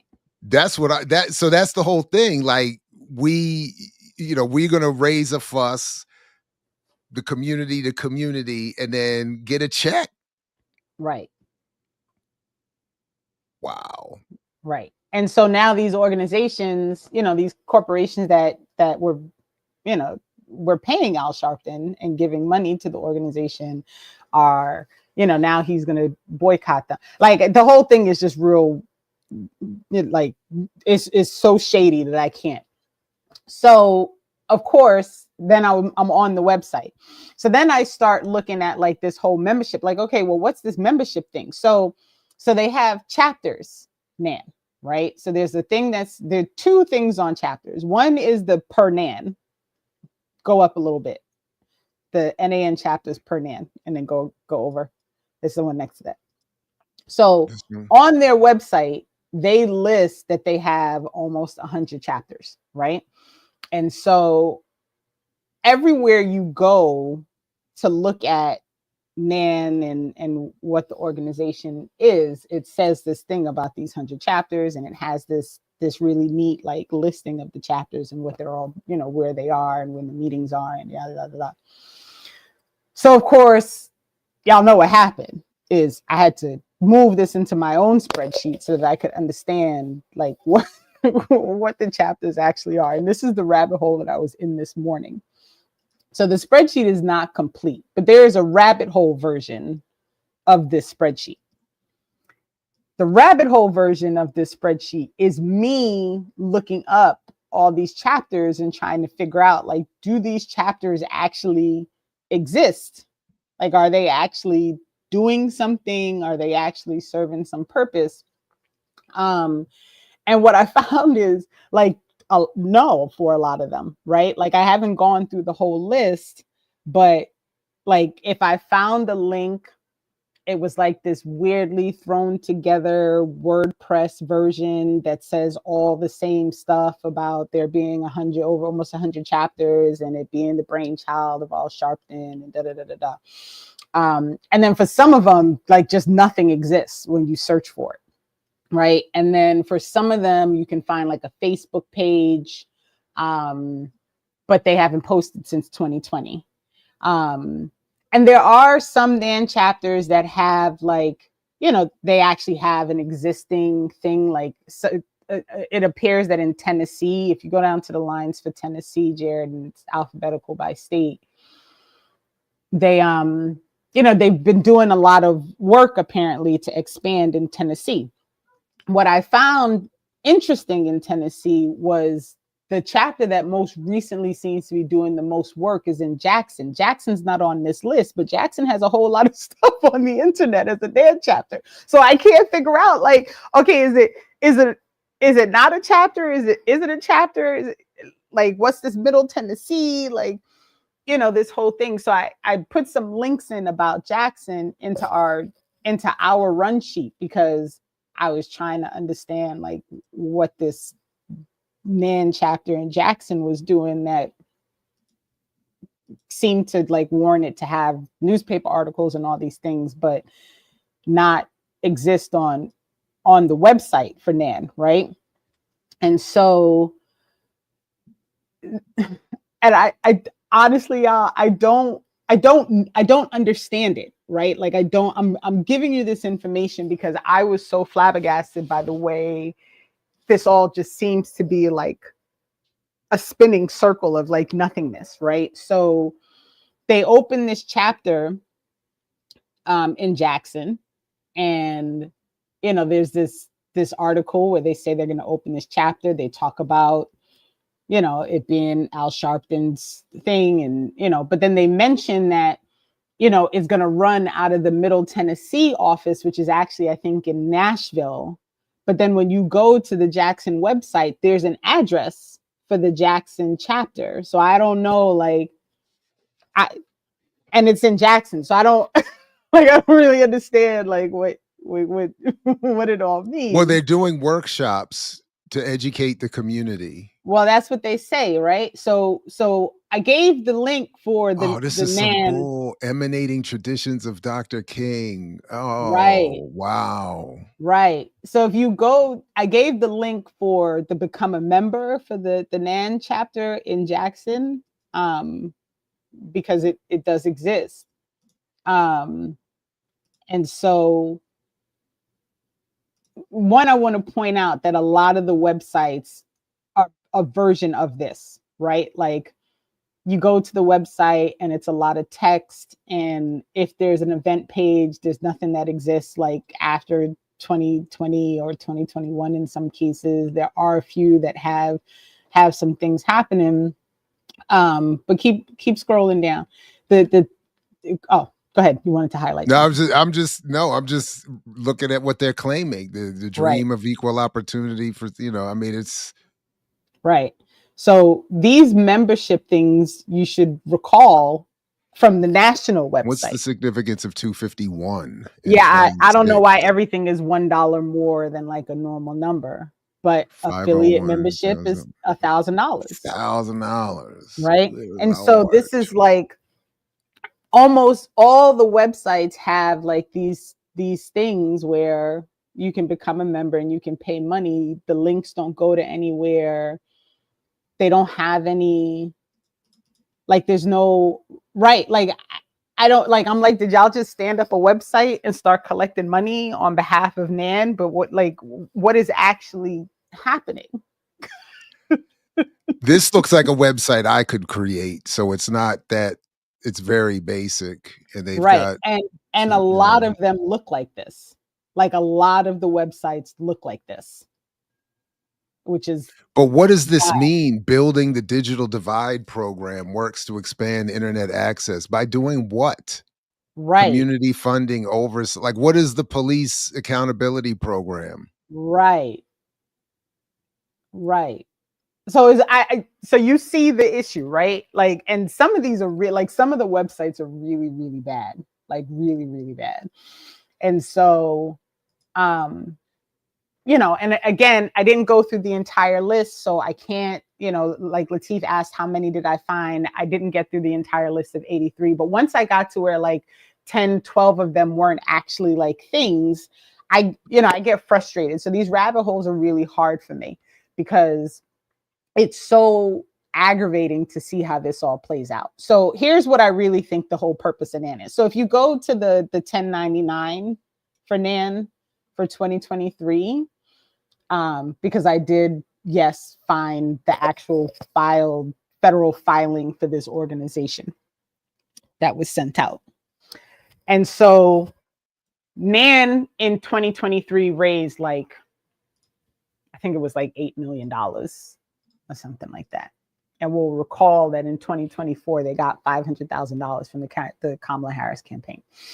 So the filings for 2024, it's going to be a while before any of that, comes out. But if you scroll down, and it might be easier to search for it. And did I know it was Alfred? I don't think I might not have known it was Alfred, maybe, as opposed to Albert. But so, for the 1099, you are required to tell people like when you give grants to people, like who do you give grants to? What do you give the grant for? And you have to give your compensation information. So I wish I couldn't figure out, like, there's no page number. So it's really hard to like, confirm like where things are. But there is a Schedule L, and I don't know if maybe you search for the Schedule L, if that would be easier or what. But the Schedule L will give information about what the money is spent on. And so the Schedule Oh, L, wow. It's 130 references. Here we go. right. So Schedule L. you have to go down, like keep going down in there until it actually takes you to the actual schedule, like where they're actually giving the information, because this is the part of it that Well, I was that's like, it for the search. there's actually a schedule. Oh, I'm sorry, y'all. I apologize. So it's just hard. It's hard to follow these documents, which I also think is in part like intentional. But the Schedule L gives the information about where they spend money and how they spend it, like what they spend their money on. This is grant payouts And here. Is this so, it? yeah, no, this is that's the part 9, which gives actually gives some information that's useful, because it talks about their conferences and their money on travel and things like that. And so basically they spent millions of dollars on like their annual NAN conference, whatever that was. And so it's just That a one lot of money to spend. 2022. So I'm going to go back up. So, but also in the 1099, they have to specify how much money they're paying their officers. Al Sharpton is making $660 something thousand in 1 year. You see, there it is, line 37. Al Sharpton, 40 hours a week, $648,786 he made in 2023 as part of his organization. Oh, Ebony, we just saw her. She made 117. Right. That's wonderful. I always like to see young people making way more than me. You know, it's crazy, right? For you know, let me just stop. Let me just stop. I can't. So the other thing it outlines, I know. The other thing it outlines is like people that the organization paid money to that seem to be in conflict. And there are 3 people, and I apologize, everyone, because I can't. It's hard to tell people how to find things in this list, because that's what the Schedule L is. And are these all volunteers? Is that why they? I guess so. That's why they make no money, right? But Al Sharpton managed to pay his daughters, all 3 of them, out of. Wow. So one of them made, I think, like $75,000. So it's not like a small amount of money either, right? Like he's paying his daughters.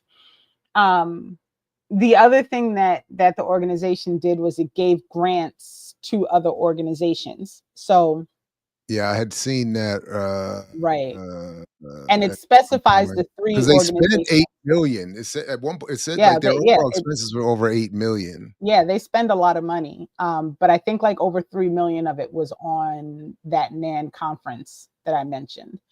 So they give money to other organizations. They list 3 orgs that they give money to. One is in Sacramento, one is a Trayvon Martin organization, and the third one was called the NAN Tech World in Newark, New Jersey, which I thought was really quite interesting. So of course, this sent me down another effing rabbit hole, because then I was trying to figure out, well, what the hell is NAN Newark Tech World?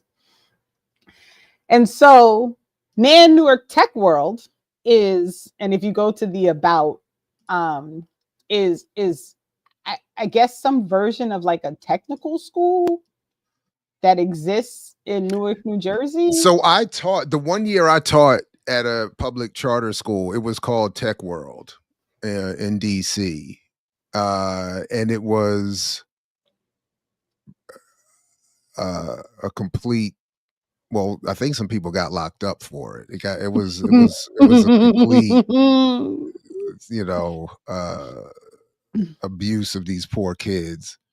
Right. But and so, you know, you have this whole this group that's running this tech center. They say they teach classes, but I couldn't really find anything that like explains anything about like what the classes are, and like there's a link if you go to the programs, you know, there's a link about what the programs are, but it's not very clear. Like it's super unclear, y'all. Like what exactly are So we they're doing? teaching basic coding. Is that what this is? Perhaps. Introduction to cybersecurity. Learn the basics of social media. So click on it. You can't.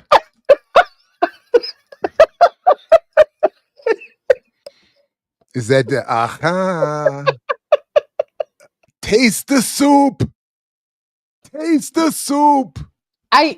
There's no spoon. Aha. So like, okay, I don't understand what we're doing right now. And then they had like a bus, and they have like an after school program.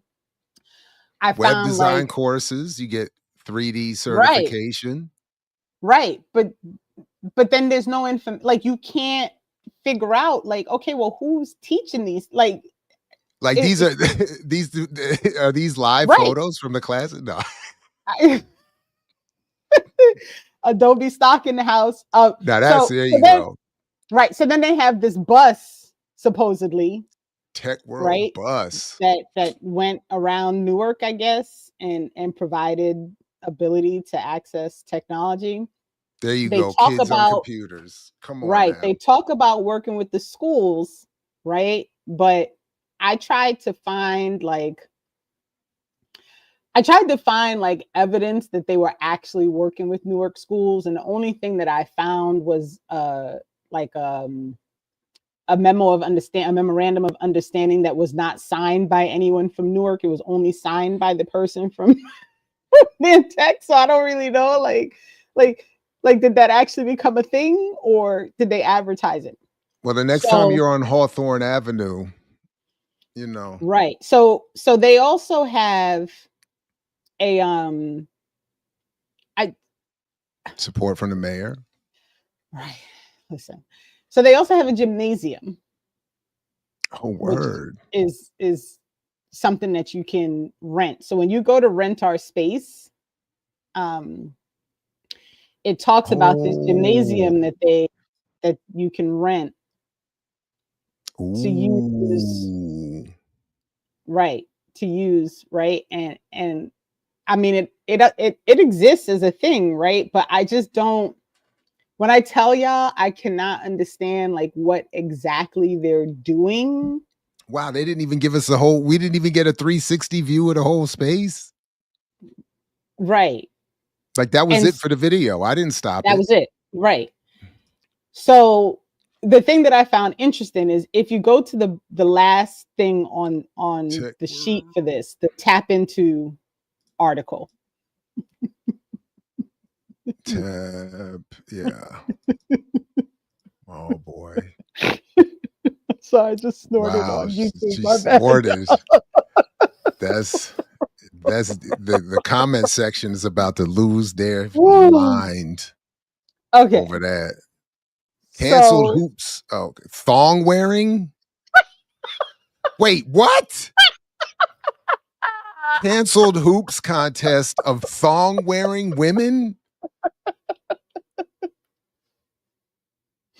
Wait, I don't even understand what I'm reading here. Buns and basketball? What? And we don't even have no pictures of cheeks?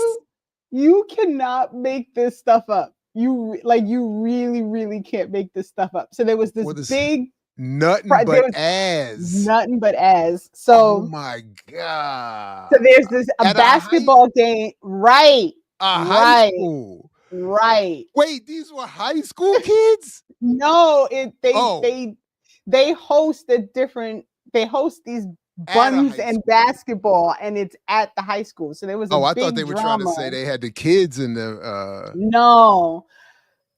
But it's a safe haven for kids to get them off the street. And so apparently one of these games was hosted at that site in Newark. So like when you look up the Newark program, this Newark like tech program, you don't really find a whole lot of stuff that confirms that it's actually doing anything, but it did host the Buns and Ass basketball. Sorry. But the journalistic travesty, especially now that I know it did not involve high school kids, is that there's no pictures. Yeah. What's the Buns in basketball? Oh, wait. Okay. First of all, I just had to do a quick Google. Swing on over to TMZ, who of course will have it all there for you. Blurred out. There we go. That's NBA. Nothing but ass. The NBA doesn't get like a copyright. They're not like. Well, I mean, it's not the same logo, and they add that feels like it's pretty close and stuff. I mean, it is pretty close. Not that I'm trying to defend the NBA. Warning: explicit content. All right, I won't click that today. We don't need any more travesties on the air. But damn. Right. And I dropped the link in the private chat, which is, Public Square. Our two young writers actually did a piece because there was a big brouhaha that came out of this game that was hosted at the Newark High School because nobody wanted to admit to why, like, how did this game end up being played at a Newark High School? Oh, Big Fendi, a former Nicki Minaj manager, now author, is behind this, is involved with this. Nothing but ass. Buns and basketball. My God, man, this 2020. That has a very 1990s, early 2000s feel to it with the poster cards on the car outside of the club or something like that. You leave in the club and they're like, no, the after party. We got buns and basketball at the midnight court. Right. And so all of this really to say, why what you trying? What you mean I enclosed the tab? What you trying to insinuate? I don't appreciate. If I want to peruse buns and basketball in the privacy of my own time after the show, why I gotta close out the tab? The chat is a mess. If people want to read that Public Square article, I dropped it in. But so in the end, I fell down a rabbit hole that confirmed for me that the National Action Network seems to be collecting a lot of money. I'm not really sure what they're collecting money for, who it's going to outside of that, like $250,000 that goes to Al Sharpton every year. And then another, like, I'd say probably 300,000 that goes to various random people, including his children. And that they're behind this tech school in Newark, for which the person who runs that program was standing next to Al Sharpton in front of Ross Baraka when they went to go do their buy-in at Costco. I'm done. Not one person, because so from buy-in to buns, why, Yeah. Everybody it's all Jared's fault. Go get the Hampton Reader and read Sudeep's article and essay. Read the whole book. Let's bring it back. I feel like I need to go lay down now. That was just brutal right there. That was. No, I'm gonna go hydrate and stretch. Hopefully, Warrior class is gonna be on today because I need to. I don't know. That's crazy. So disappointing. But Sudeep, thank you very much. Renee, thank you, of course, very much to the undefeated chat who was here live. Thank you. And anyone else who sees and hears this later, salute to you as well. And I haven't smoked since 1992, but we might have to, oh, there it is. I need a cig, yeah. But anyway, everybody, please like, share, subscribe, support the Patreon, blackliberationmedia.org for more. I'll be doing Saturday Night Live at 6 o'clock. If anybody's got, nothing better to do, Sudeep again, salute. Peace, everybody. Only if you're willing to fight for it. And we'll see you next time right around here at Saturday with Renee.